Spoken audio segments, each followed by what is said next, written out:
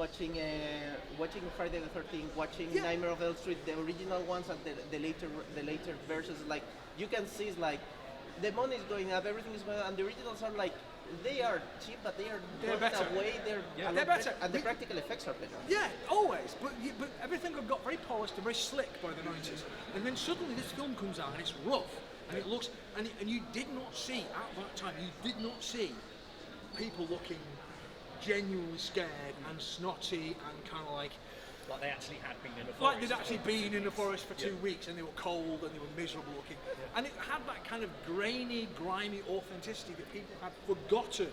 That was there in the 70s, but that people had forgotten. I mean, the big, it's making me think a little bit about like the only like big budget movie of that kind that I've seen that actually carries that spirit, which is The Shining.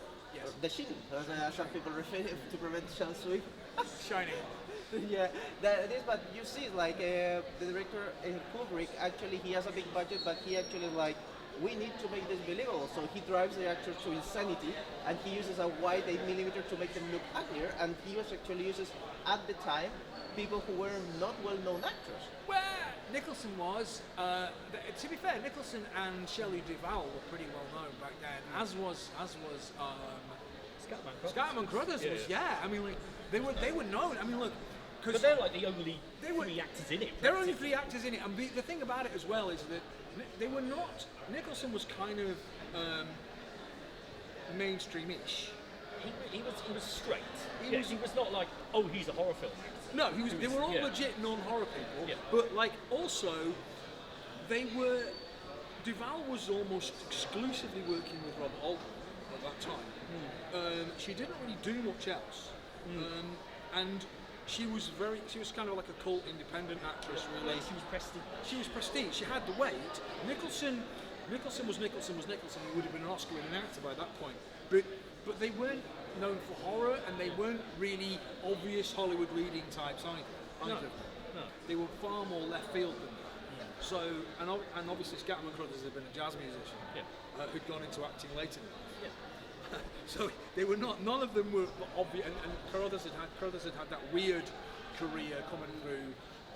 Well, he's a regular mate of Nicholson's. He was in a whole bunch of films with Nicholson. They worked together a lot. I think Nicholson probably would have recommended him. Yeah, just get Scat and he'll do it. It'd be great, because it's like. But he'd cornered the market in playing these kind of eccentric. The idea of like Jack Nicholson having a favourite person is like, no, get him in. Right, he's great. No, honestly, if you look at seriously. No, because Scatman Crothers was in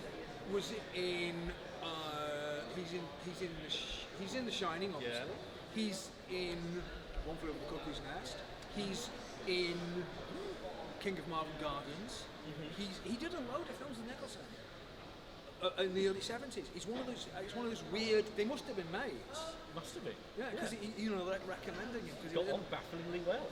Yeah, it's weird. I don't know. I mean, they were both eccentric. I love the story about Scatman Crothers when he was making that film. And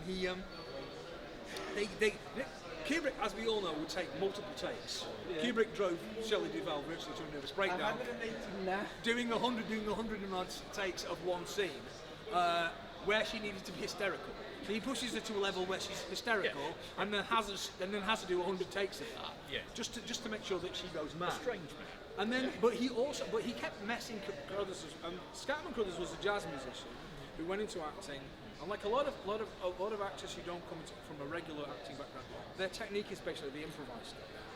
He's a jazz musician. He's a jazz musician. Yes. He's an improviser. Yes. He doesn't worry about. And he was part of his nature. Yeah, he was a jazz singer and a jazz performer and a jazz comedian. He came out of that background, and there's the famous thing he kept getting Crothers to do thing, and Crothers just turned around and went, "What the fuck do you want, Mr. Kubrick?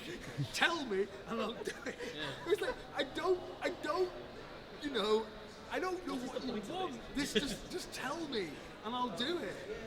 It's they're on the Overlook Hotel. They're supposed to go insane. Whatever, but I think he just kept getting him to do the same thing over and over. Like a hysterical scene, which you can go, okay, well that's still messed up, but like there's a point to that. The story and that sort of thing. I'm still surprised that after the movie there's not like there's Nicholson and the other 3 actors being like they went into a murder spree after that. I mean, if that happened, I would be like, yeah, I can buy it. You can believe, yes.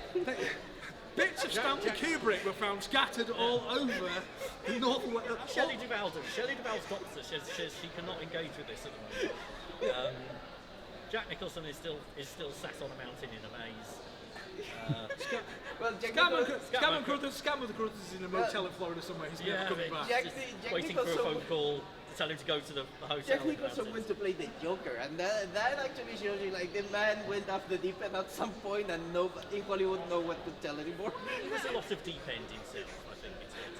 Yeah, I mean, Duvall obviously had mental health issues for a long time afterwards, although the story that she went mad off the back of that film isn't true. But she obviously, I think that film probably pushed a lot of buttons. It really did. Yeah, I think that film probably did a lot of emotional damage. It's starting to sound a little bit like the film of The Wizard of Oz. We're going to have to wrap this up, guys, because we're needed. Yeah. External. It was a pleasure to meet